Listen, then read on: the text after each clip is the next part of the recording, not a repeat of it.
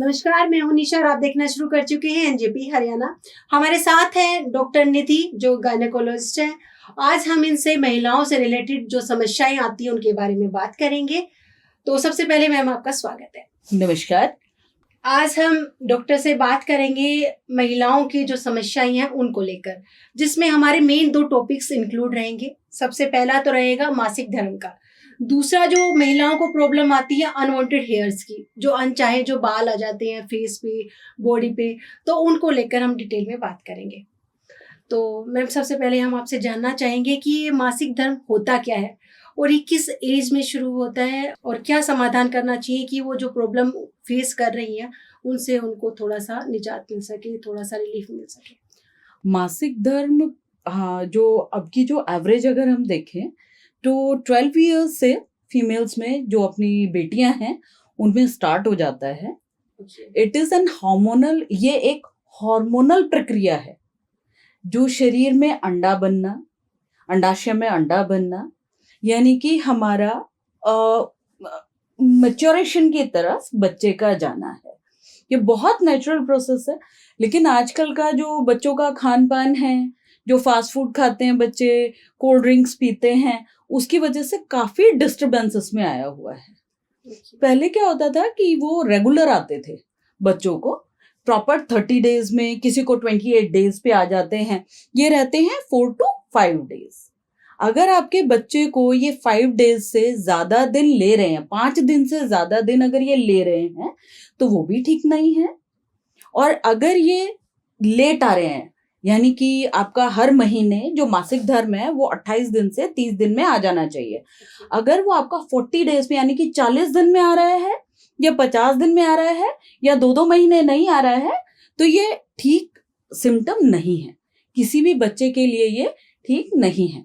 तो इसको early doctor से कंसल्ट करें, कुछ अपने हार्मोन्स हैं वो चेक कराएं ताकि हम उसको प्रॉपर रेगुलेट कर सके।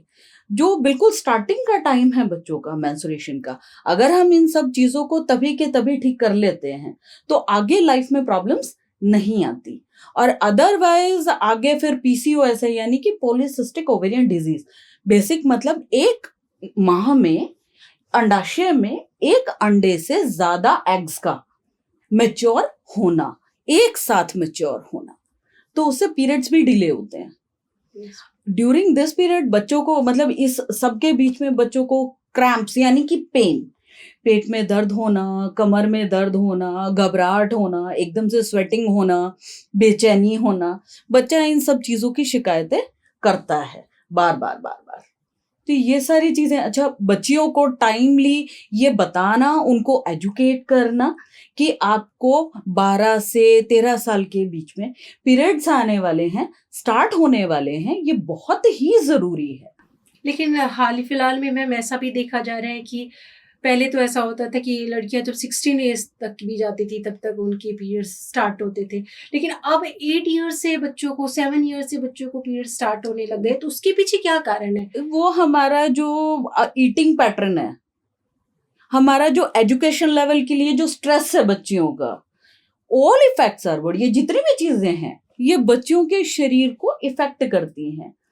लाइक हम लोग स्पाइसी ज्यादा खाने लगे हैं, फास्ट फूड में खट्टा ज्यादा खाने लगे हैं, ये जितने भी स्पाइसी फूड हैं, हाईली स्पाइसी फूड हैं, हाईली कोल्ड ड्रिंक्स हैं, और आपके ये हैं जो खट्टी चीजें हैं, खाने पीने का पूरा इफेक्ट है, पूरा इफेक्ट है उस पे। दूसरा, जो हम पढ़ाई के लिए एक्स्ट्रा बर्डन दे रहे हैं अपने बच्चों के ऊपर, नहीं आपको फर्स्ट ही आना है, नहीं आपको मोर देन 90% ही लेके आना है, दिस ऑल्सो इफेक्ट्स। ये भी गलत है बच्चियों के लिए। इससे उनकी मेंटल हेल्थ पे फर्क पड़ रहा है, जिसकी वजह से जो पीरियड्स का टाइम है वो 12-13 से घट के 8 से 9 साल पे आ गया है।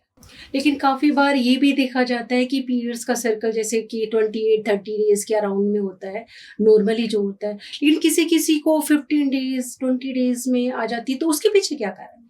हार्मोनल इम्बैलेंस है वो तो टोटली हार्मोनल इम्बैलेंस है। तो फिर उनको क्या करना चाहिए? उन बच्चियों के लिए सबसे पहले तो हमें जो उनका खाने पीने का पैटर्न है वो संभालना चाहिए। जैसे उनकी खटाई बिल्कुल बंद कर देनी चाहिए। अच्छा, लोगों के दिमाग में एक मिथ है कि khatai is known as only and only nimbu, लेकिन आपकी इमली की चटनी, आपका अचार, किसी भी तरह का अचार हो, वो सभी तरह के अचार, प्लस आप ये जो नींबू यूज करते हैं, ये सारी की सारी चीजें खटाई में आती हैं, ये सब बंद हो जाना चाहिए। दूसरा, इमीडिएट जाके डॉक्टर को कंसल्ट करना चाहिए ताकि टाइमली उसको बैलेंस करके, उसके जो हार्मोनल इम्बैलेंस है उसको बैलेंस करके हम लोग आगे पीरियड्स टाइमली रेगुलेट कर सके। और जो इस टाइम पे महिलाओं को पीरियड्स होता है, क्रैम्प्स होती है, इस तरीके से प्रॉब्लम होती है, तो फिर उनको उस टाइम पे क्या करना चाहिए कि उनको थोड़ा रिलीफ मिल सके? गर्म पानी का जो हमारा हॉट वाटर बैग आता है, जिसके अंदर हम लोग गर्म पानी की सेक सबसे अच्छी होती है उस टाइम पे, ये कर सकते हैं तो हम लोग। उस टाइम पे कोई मेडिसिन वगैरह भी ले सकती हैं? मेडिसिन ले सकते हैं, लेकिन मेडिसिन का एक इफेक्ट आता है, टैबलेट मेफ्टाल्सपास है, हम लोग क्लियरली ले सकते हैं। It is a very mild anti spasmodic, यानी कि जो पेन वहां पे जो क्रैम्प्स हो रहे हैं उसको कंट्रोल करने के लिए है, बहुत ही माइल्ड है, तो उसका इफेक्ट जो ब्लीडिंग हो रही है पीरियड्स के टाइम पे उस पे नहीं आता इतना, तो हम लोग उसको ले सकते हैं।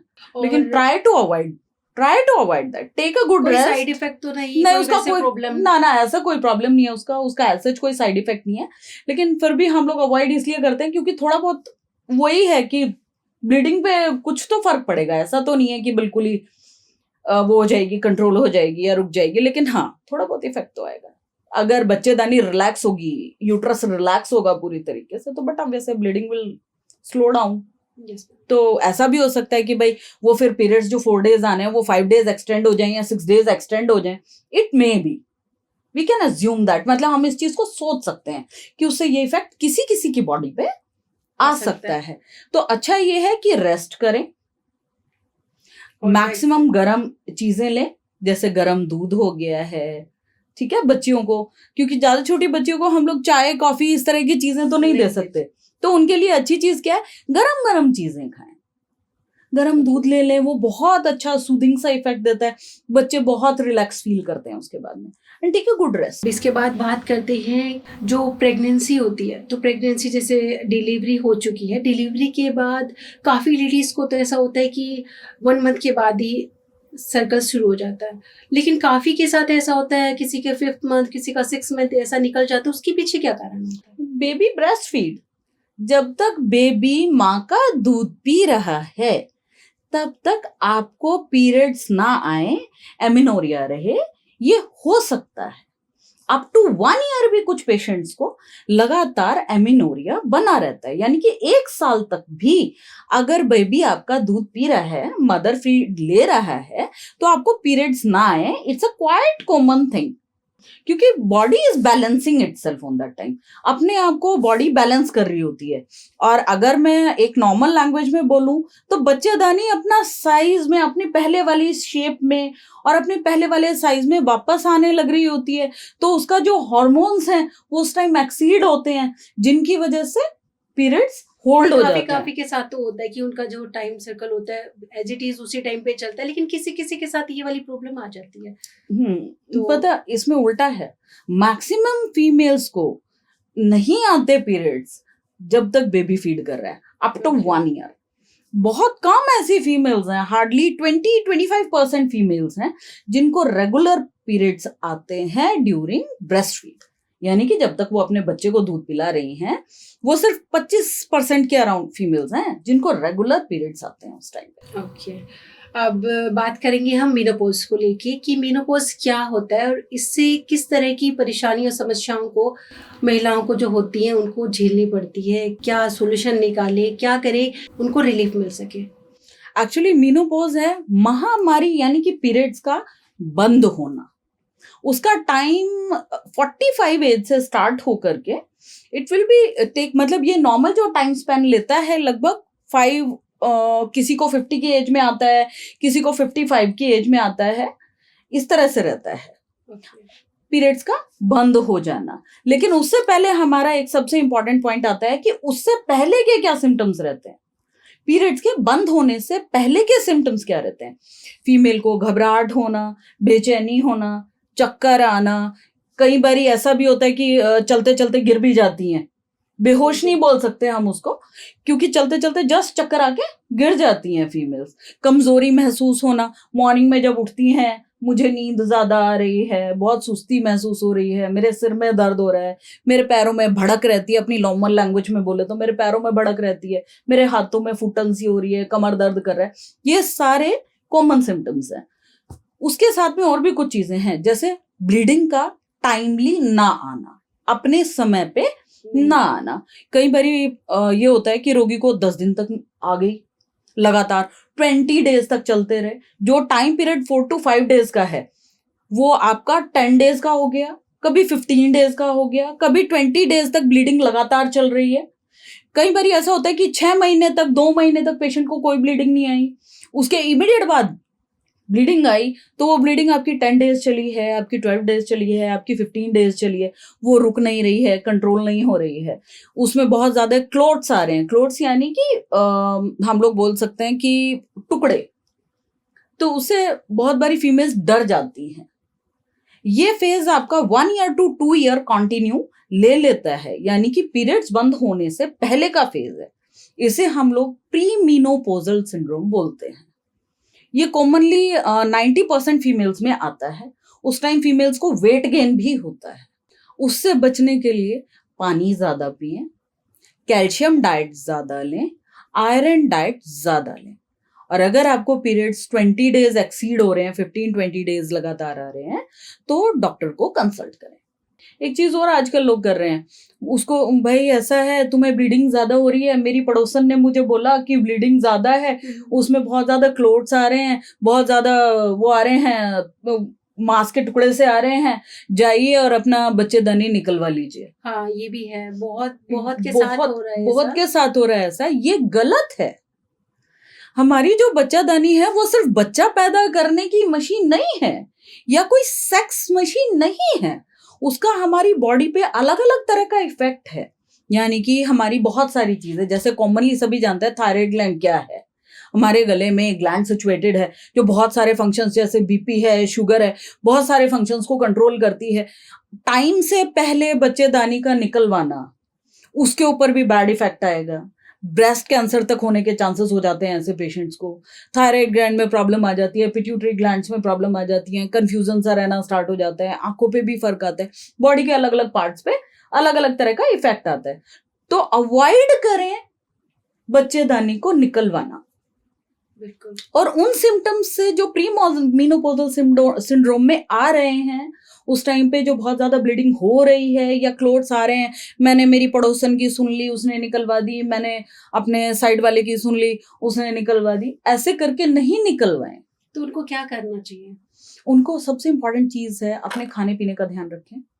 पानी ज्यादा पीना है, कैल्शियम डाइट लेनी है, आयरन डाइट लेनी है, बीच जा जाके डॉक्टर से कंसल्ट करना है, जिससे प्रॉपर बैलेंसिंग चलती रहे बॉडी की, प्रॉपर उसको मैनेज कर सके। घबराना नहीं है। ऐसे टाइम पे क्या होता है, हम अल्ट्रासाउंड कराते हैं, अल्ट्रासाउंड में कई बार छोटे छोटे गांठे, जिसे हम फाइब्रॉइड्स बोलते हैं, यूट्रस में, वो भी आ जाती हैं। लेकिन ये प्री मीनोपॉजल सिंड्रोम है। ड्यूरिंग मीनोपॉज ये आती हैं और डिसॉल्व हो जाती हैं। तो उन गांठों पे ध्यान तो रखना है कि वो किसी बड़ी चीज में कन्वर्ट ना हो जाए। तो टेस्ट और स्कैन तो कराते रहना है, लेकिन इसका मतलब ये नहीं है कि मेरे को गांठ आई है मैं जाके मेरी बच्चेदानी निकलवा दूं। इस तरह का नहीं सोचना है। अभी मैम, जैसा कि आपने अभी जिक्र किया था पीसीओएस का, तो उसका क्या कारण होता है और किस तरीके से महिलाओं को इससे परेशानी होती है, क्या सॉल्यूशन होता है, क्या करना चाहिए इस टाइम पे? एक्चुअली पीसीओएस का जनरेट होना, यानी कि होना बच्ची को, ये तो इनिशियल स्टेज में जैसे ही बच्ची को पीरियड स्टार्ट हुए हैं उसके बाद से स्टार्ट हो जाता है। कैसे? हम लोग ध्यान नहीं देते, बच्ची से कभी ये नहीं पूछते बेटा तुम्हें पीरियड्स आए थे, कितने दिन आए। खासकर स्पेशली मदर्स को इन चीजों का ध्यान रखना चाहिए। बच्ची से पूछना चाहिए, ध्यान रखना चाहिए कि बच्ची को कितने दिन पीरियड्स आए, कब आए हैं, और उसने दिन भर में कितने पैड्स यूज किए हैं। इन्हीं सब चीजों से ये आइडिया लगता है कि बच्ची को पीसीओएस तो नहीं है, क्योंकि अर्ली स्टेज में ही अगर हम इसे क्योर कर लेते हैं, यानी कि शुरू में ही अगर इसका ट्रीटमेंट कर लेते हैं, तो बच्ची आगे तक के लिए बिल्कुल ठीक रहती है। पर नाउ डेज इन इंडिया में लगभग 70% फीमेल्स को पीसीओएस है। अब जो अब चल रहा है उसका सबसे बड़ा कारण है हाई स्ट्रेस लेवल। यानी कि बहुत ही ज्यादा स्ट्रेस लेवल बढ़ा रहना, डिप्रेशन में जाना। बिल्कुल। पहले क्या होता था, पहले फीमेल्स या तो घर का ही काम करती थी या बाहर का ही करती थी, एक ही चीज संभालती थी। अब फीमेल के पास क्या है भाई, उसको फैमिली भी देखनी है, उसको करियर भी देखना है, उसे घर का भी मैनेज करना है, उसके पास तीनों चीजें हैं, जॉब प्रेशर भी है, प्लस सब चीजों को हैंडल करते हुए इक्वली करते हुए चलना है। तो उससे क्या होगा, फीमेल का स्ट्रेस लेवल हाई होगा, बढ़ जाएगा। कॉलेज टाइम में भी चीजें होती हैं, जैसे कॉलेज टाइम में ये रहेगा कि मेरे को पढ़ाई करनी है, आगे फर्दर हमारा करियर क्या रहेगा, फिर प्लस फैमिली भी मैनेज करनी है, दोनों चीजें साइमल्टेनियसली चल रही हैं, तो बट ऑब्वियस है फीमेल स्ट्रेस्ड आउट होगी। तो मेन तो वो है। दूसरा, उसके बाद में जो ज्यादा हम लोग स्पाइसी फूड की तरफ जा रहे हैं, ये भी एक सबसे बड़ी प्रॉब्लम है। बच्चे को हम लोग क्या खिला रहे हैं, बच्चा कुरकुरा खा रहा है, खा ले बेटा, कितना ही खा ले। ड्यूरिंग पीरियड्स वो कह रहा है मेरे को, ड्यूरिंग पीरियड्स फीमेल कह रही है मेरे को गोलगप्पे खाने हैं, बच्ची ने तो कह दिया मुझे गोलगप्पे खाने हैं, मेरे को समोसा खाना है, मेरे को तो ये खाना है, मेरे को वो खाना है, इसमें इतना वो है। हम लोग नहीं ध्यान देते कि पीरियड्स पर इन सब चीजों का बहुत ज्यादा इफेक्ट आता है। तो ये सब मदर्स के लिए है। प्लीज अपनी बच्चियों को देखें, उनकी हिस्ट्री, उनसे पूछें कि बेटा तुम्हें कितने दिन पीरियड्स आए हैं, तुम्हें कितने दिन में पीरियड्स आए हैं, और तुमने कितने पैड चेंज बच्चे से हर टाइम कांटेक्ट बना के रखिए पूरे पीरियड टाइम पे कि किस तरीके से उनका साइकिल गया है। अब उसके बाद में बात आती है जो बड़े होने के बाद में जो पीसीओएस है। पीसीओएस है क्या? मैं अगर नॉर्मल लैंग्वेज में बोलूं तो एक टाइम पे एक एग से ज्यादा, यानी कि एक अंडे से ज्यादा, बहुत ज्यादा अंडों का एक बारी में मैच्योर होना, यानी कि बड़े हो जाना, फर्टाइल हो जाना। उससे क्या होता है, उससे ओवरी में यानी कि जो अंडेदानी है उसमें गांठें बनती हैं। और इसके सिम्टम्स का कैसे पता लगता है? डीले पीरियड्स का आना, यानी कि साइकिल 40 डेज की हो जाना। पीरियड साइकिल यानी कि जो हमें पीरियड्स आते हैं, जो मासिक धर्म है उसका डिले हो जाना। जनरली 28-30 डेज में आ रहा है, लेकिन वो आपका 40 डेज हो गया, 45 डेज हो गया, 2 मंथ्स नहीं आई, 3 मंथ्स नहीं आई। कई बारी तो ऐसा होता है कि बच्चे को 6 महीने तक नहीं आता, लेकिन वो नहीं बता रहा है क्योंकि उसको किसी फ्रेंड ने, किसी फीमेल फ्रेंड ने, किसी उसके दोस्त ने ये कह दिया भाई मुझे भी ऐसा ही होता है तो तुम्हें हो रहा है तो कोई बड़ी बात नहीं है। लेकिन ये चीज गलत है। इस चीज के लिए अवेयर रहें। टाइमली हर चीज का ट्रीटमेंट होना बहुत जरूरी है। ये तो टोटली हार्मोनल इम्बैलेंस ही है और प्रॉपर ट्रीटमेंट से ही ठीक होगा। तो आपको इमीडिएटली डॉक्टर को कंसल्ट करना है, कांटेक्ट करना है, उनसे सारी चीजें अपने बेबी के बारे में डिस्कस करनी है। That is very important thing. अच्छा, बड़ी जो फीमेल्स हैं उनको किस तरह की प्रॉब्लम्स आनी स्टार्ट हो जाती हैं इससे? अनवांटेड फेशियल हेयर ग्रोथ, चेहरे पे अनवांटेड हेयर्स आने स्टार्ट हो जाते हैं। उससे क्या होता है, ब्यूटी प्रॉब्लम्स होती हैं। बट अब वैसे बच्ची हो, बड़ी हो, फीमेल इतनी कॉन्शियस तो होती है, बेटियां यूज टू से कि ये क्या हो रहा है मुझे मम्मा। अच्छा, हैवी हो जाना, वेट गेन करना, हल्की सी घबराहट मन में रहना, किसी भी चीज को लेके जल्दी कंफ्यूज होना, तो ये सारी चीजें कॉमन सिम्टम्स हैं। क्रैम्प्स आना जिसे बोलते हैं, पेन होना। नॉर्मल जो पीरियड्स हैं उनमें कभी भी किसी भी फीमेल को पेन नहीं होता। इफ इट इज नॉर्मल, अगर वो पूरी तरीके से नॉर्मल फीमेल है और उसको किसी भी तरह की कोई प्रॉब्लम नहीं है, तो इतना पेन फीमेल को नहीं होता कि उसे उस चीज के लिए मेडिसिन लेनी पड़े। ठीक है ना? अगर उसको इतना पेन हो रहा है तो दैट मीन्स कुछ गलत है। आपको डॉक्टर को कंसल्ट कर लेना चाहिए, अल्ट्रासाउंड वगैरह करा के प्रॉपर ट्रीटमेंट कराना चाहिए। बिल्कुल। अभी जैसा कि आपने जिक्र किया अनवांटेड हेयर का, तो अब अनवांटेड हेयर बच्चों को होती है, उसके पीछे क्या कारण होता है, क्या लक्षण होते हैं कि वो पहले से ही उसका सॉल्यूशन निकाले कि उसको ये वाली प्रॉब्लम ज्यादा ना हो और वो उसको वहीं पे खत्म कर सके? अगर आपके पीरियड्स टाइमली हो गए हैं, एक और चीज है, पीसीओएस कंप्लीटली क्योर नहीं होता। अगर वो एक सर्टेन एज के बाद में हुआ है, लाइक अगर वो आपको प्लस 18 में हुआ है, का अनवांटेड हेयर से क्या कनेक्शन है? इसी की ही वजह से फीमेल्स को वो होता है, ईस्ट्रोजन का ज्यादा बनना, फेशियल हेयर्स को ग्रोथ अपने आप आ जाएगी बहुत ज्यादा। ठीक है ना? उसी से ही मोटापा आता है। फीमेल्स को ये भी रहता है एकदम से ओबेसिटी आई है, मैं बहुत मोटी हो गई हूँ, मैं बहुत हैवी हो गई हूँ। तो वो सारी चीजें सेम उसी चीज से आपके पीसीओएस से लिंक्ड है ऑलरेडी। इसका क्योर आप घर में बैठ के नहीं कर सकते हो, इसके लिए कोई देसी नुस्खा नहीं है। जो भी ये बोलता है देसी नुस्खे से ठीक हो जाता है, कोई घरेलू नुस्खा नहीं है भाई, कोई देसी नुस्खा नहीं है। Don't delay. अब अगर किसी भी महिला को अनवांटेड हेयर वाली प्रॉब्लम हो गई है, उनको फेस पे, बॉडी पे, तो उनको क्या सॉल्यूशन करना चाहिए? एक तो जैसे ये सुनने में आता है कि आप वैक्स करवा सकते हो, दूसरा ये होता है कि आप लेजर लो, तो इस तरह के ट्रीटमेंट कहाँ तक सही है? Laser treatment is a good treatment about that. Laser treatment को फिर भी आप थोड़ा रिलायबल यानी कि थोड़ा सा विश्वासजनक बोल सकते हो। उससे ये है कि हाँ, हेयर ग्रोथ डिले हो जाएगी।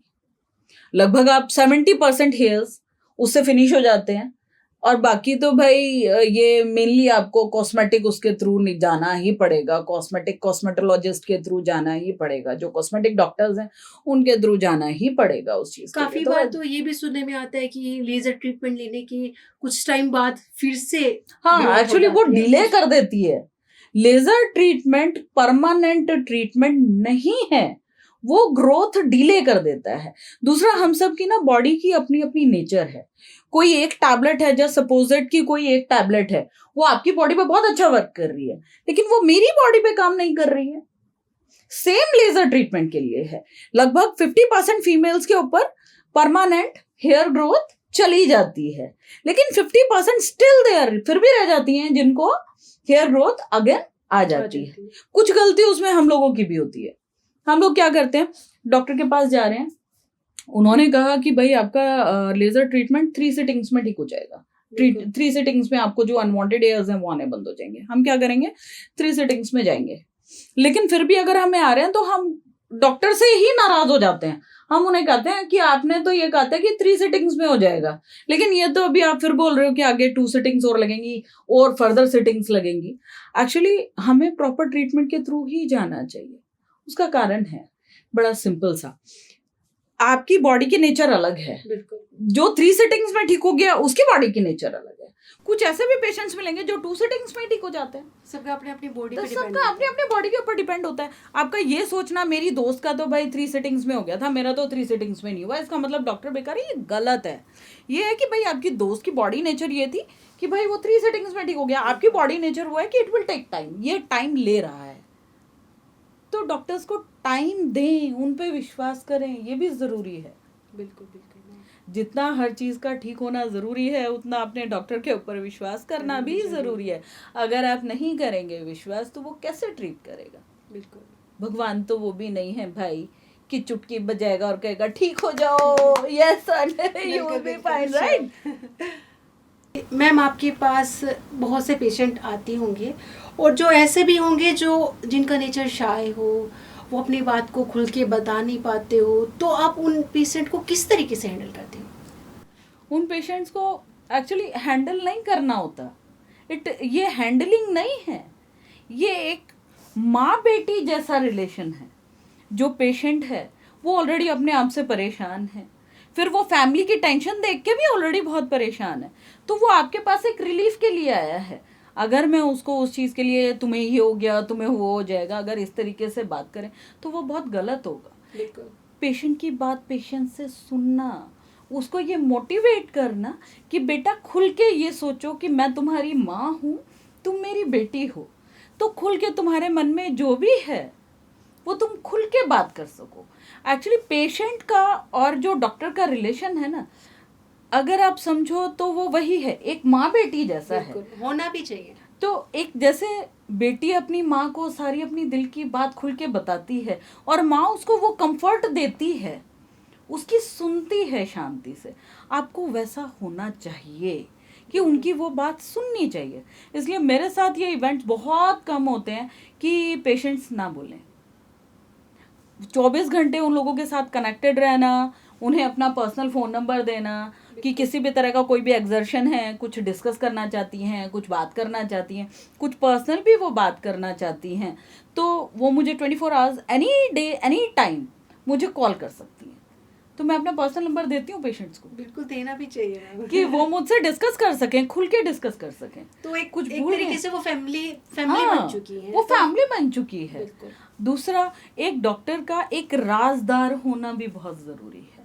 मैंने पेशेंट से सुन ली, उसने मुझे जो कुछ भी बताया, बिल्कुल, लेकिन पेशेंट को आपके ऊपर वो कॉन्फिडेंस भी होना चाहिए और आपको अपने पेशेंट के ऊपर वो कॉन्फिडेंस होना चाहिए कि वो मुझसे कुछ झूठ नहीं बोल रही और वो मुझसे कुछ छुपा नहीं रही। बिल्कुल, और पेशेंट का मेरे ऊपर ये कॉन्फिडेंस होना कि भाई मैं उसकी ये बात, सबसे पहले तो ट्रस्ट करना होगा एक Exactly. दूसरे के ऊपर। जब तक ट्रस्ट नहीं होगा जब तक वो सॉल्यूशन नहीं निकल पाएगा, या जब तक वो रिलेशन बिल्डअप नहीं होगा तब तक आप पेशेंट को ट्रीट ही नहीं कर पाओगे। बिल्कुल, तो वो जब आपको जो कुछ भी बताती है उसको अपने पास लॉक्ड रखना, बिल्कुल, किसी के साथ भी उस बात को नहीं डिस्कस करना। इस तरह का रिलेशन होता है। तो जो फीमेल आपके साथ बड़ा खुल के बात कर रही है ना, वो अपने मन की सारी जो कुछ भी है वो तो डॉक्टर सिर्फ एक जो गायनी एंड ऑब्स जो भी देखते हैं, जैसे स्त्री रोग विशेषज्ञ हम लोगों को बोल देते हैं, तो वो सिर्फ एक डॉक्टर नहीं होती, वो आपकी राजदार भी है, वो आपकी दोस्त भी है, वो आपकी माँ भी है। तो आपको उस बच्चे में ये कॉन्फिडेंस जनरेट करना कि बेटा तुम्हें जो भी प्रॉब्लम है, सिर से पैर तक जो कुछ भी है, मन में कोई बात है, फैमिली को लेके कोई बात है, अपने दिल में कुछ और चल रहा है, बेटा एक्सप्लेन कर सकते हो तुम बड़े आराम से। वो बात तुम्हारे और मेरे बीच में ही रहेगी, वो तीसरी जगह नहीं जाएगी। ये है, ये कंफर्ट आपने अगर दिया है ये तो कंफर्ट जोन मिलने के बाद तो फिर पेशेंट आराम से सब बातें शेयर कर सकते हैं, बहुत आराम से शेयर करता है। तभी मैंने बोला कि मेरे साथ ये इवेंट्स बहुत रेयर होते हैं, रेयर ही कोई काफी पेशेंट होता ऐसा भी है। हो जाता है कि डॉक्टर तो मतलब पेशेंट के साथ रिलेशन बनाना चाहता है, लेकिन पेशेंट काफी ऐसे होते हैं नहीं एक्सप्रेस कर पाते अपनी बात। हाँ, यहाँ पे एक पॉइंट बड़ा मस्त वाला, वो पता क्या है, उनसे चीजें निकलवाना आना चाहिए आपको। You have to be that much keen, इतना समझदार एक डॉक्टर को होना चाहिए कि वो फीमेल जो बोल रही है उसको जो भी दिक्कत है वो उसके मुंह से सुन सके। बिल्कुल, उसको एटलीस्ट इतना तो मोटिवेट कर ही दो कि वो एटलीस्ट जो भी उसको प्रॉब्लम है अपने मुंह से बता सके।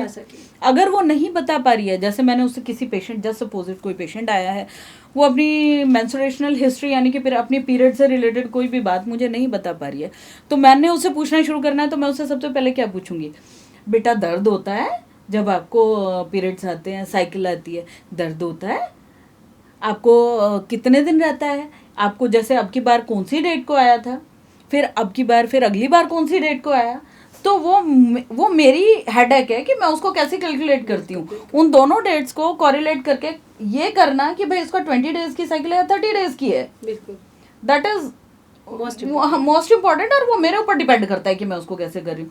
बेटा तुम एक दिन में कितने पैड चेंज करते हो, जैसे हम पेशेंट को एजुकेट करते हैं या हम सबको एजुकेट करते हैं, सारी फीमेल्स को ब्लीडिंग कम हो ज़्यादा हो, एवरी 8 आवर्स में अपना पैड या जो टैम्पून या जो कुछ भी वो यूज़ कर रही हैं वो चेंज करना चाहिए फॉर द हाइजीनिक पर्पज। ठीक है ना। तो वो मेरा वो है कि भाई कंसर्न है कि बेटा तुमने दिन में कितने पैड चेंज किए, और जब पैड चेंज किया तो उसके ऊपर कितनी ब्लीडिंग थी, क्या था, कैसे था, तो उन सब चीज़ों से मुझे खुद आइडिया लगाना है कि उसको कहाँ दिक्कत आ रही है। बिल्कुल। अच्छा, फीमेल जो प्रेगनेंसी वाली फीमेल्स आती हैं आपके पास में, कई बार उन बेचारियों का ये होता है कि नहीं बता पाती कि क्या महसूस कर रही हैं, तो फिर उनसे क्लियरली पूछना होता है सिम्टम्स के बारे में। बेटा सुबह मॉर्निंग सिकनेस हुई थी, अब उसको मतलब नहीं पता कि मॉर्निंग सिकनेस क्या है। बेटा सुबह जागने का मन नहीं किया था, तुम्हारे पैरों में तो दर्द नहीं था, सिर तो नहीं भड़क रहा था, आंखें तो नहीं दर्द कर रही थी, वोमिट जैसा तो नहीं हो रहा था, ऐसा तो नहीं लग रहा था कि बिल्कुल बस अभी वोमिटिंग हो जाएगी, मुझे मेरी जान निकली जा रही है, ऐसा तो नहीं लग रहा था। तो ये सारे डिपेंड करता है कि डॉक्टर उसका पेशेंट से इंटरेक्ट किस तरीके से कर रहा है, दैट एक्चुअली डिपेंड्स। जैसा कि आपने सुना, डॉक्टर निधि ने हमें कितने अच्छे तरीके से महिलाओं की समस्याओं के बारे में बताया। अगर आपकी कोई भी समस्या है और आप जानना चाहें तो कमेंट बॉक्स में जाकर बताइएगा जरूर। धन्यवाद।